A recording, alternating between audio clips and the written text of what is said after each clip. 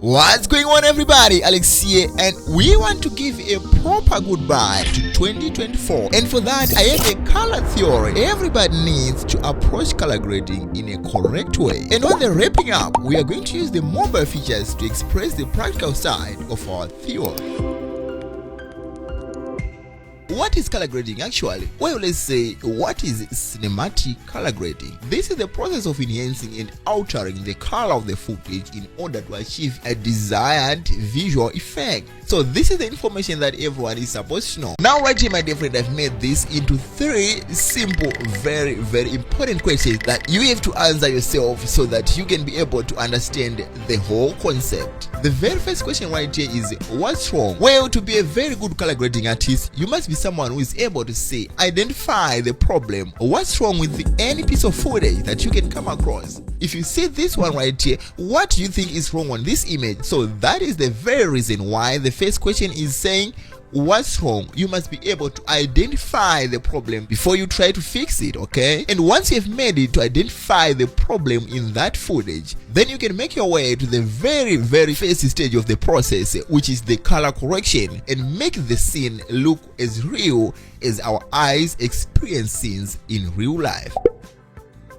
What is the purpose? What is actually the purpose of that piece of footage? What feelings, what picture, what do you want to portray? How do you want your audience to feel when they're watching this piece of footage? This is the question you need to address on the secondary. And once you know what you want at this stage, do you want your audience to feel happy? Are you trying to convey happy emotions? Are you trying to convey the frightening moments? Once you make it to answer this second question right here, you have done it to the very second stage and make it have a certain psychological impact on your audience. And now the third question right here is, which are the specific areas that need more attention? And once that is done again, you then apply your third stage of color grading, which is the secondary color grading. And now, my friends, that you know all that, let's move on to the last stage, which is the practical side. And for today, just as I've said earlier in this video, we are going to use a smartphone and we'll be using Filmora editing app. And if you don't have it yet, go ahead and check right in the description of this video. You're going to find a link to download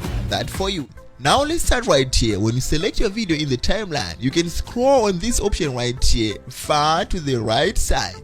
And right here, you are going to see this option right here, which is the adjust. And when you select right here, you got a lot of options. So what I'm going to do now is to divide these adjustments options here, all these adjustments option right here, and see which adjustment is capable of doing what.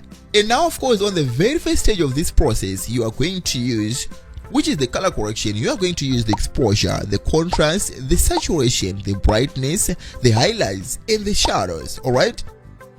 And on the second stage of your process, you can use the temperature, the tone, the black and white levels, and you can also use the exposure in this second stage. And you can also use the contrast, saturation, vibrance, and of course, we don't have color wheel on this version of mobile Filmora. Also, we don't have the color curves, you know. And of course, we're expecting those features anytime soon.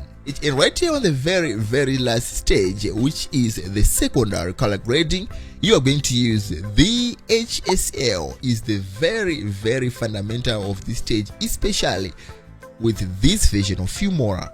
Now that I've divided these tools for you, you know exactly what to do. Let's move on, alright? Now actually, as you can see on this video right here, to make it right, I can actually do the exposure, make some adjustments, reduce it, alright? And I think this is all, and also maybe adjust the brightness a little bit. And right now, and that's it. The scene is now looking natural as much as it can be in real life. And now, if there are other issues with the footage, you can go on and use all these tools to make sure that it's fixed. And now right here, my dear friend, I have a different footage for this second stage theory that I have said earlier in this video. Let's try to make this short, alright? Let's make it like it's part of a horror movie and see if we can make it that way. And now, of course, my dear friend, you have to go on and start the color wheel. But according to my little knowledge, if we are to convey those emotions of a creepy, you know, a dark scene, we need to make it dark. You were so scary at night. And of course, with something like a dark blue theme of color, you know, And that kind of a setup has been proven to portray real emotions that are expected when someone is watching a horror movie or that kind of a scene, you know. I'm so afraid. So now let's move on and make this scene creepy. Now right here, my dear friend, the very first thing is I'm going to deal with the temperature because we want to make it even cooler, dark, cool, you know. And the second right here, I can also adjust the tone, and then after that, definitely the exposure, you know. And after that, I increase the contrast, all right, and maybe reduce some saturation a little bit and the vibrance just a little bit. And then after that, of course, we don't have enough tools in this so that we can express our theory, you know, but just to make you understand, you know, I'm just trying to make you understand the process. All right, now after that, the other important thing right here is to reduce the black and the white levels. And then maybe we can add this vintage effect right here and make it black. And right now, let's watch it one more time.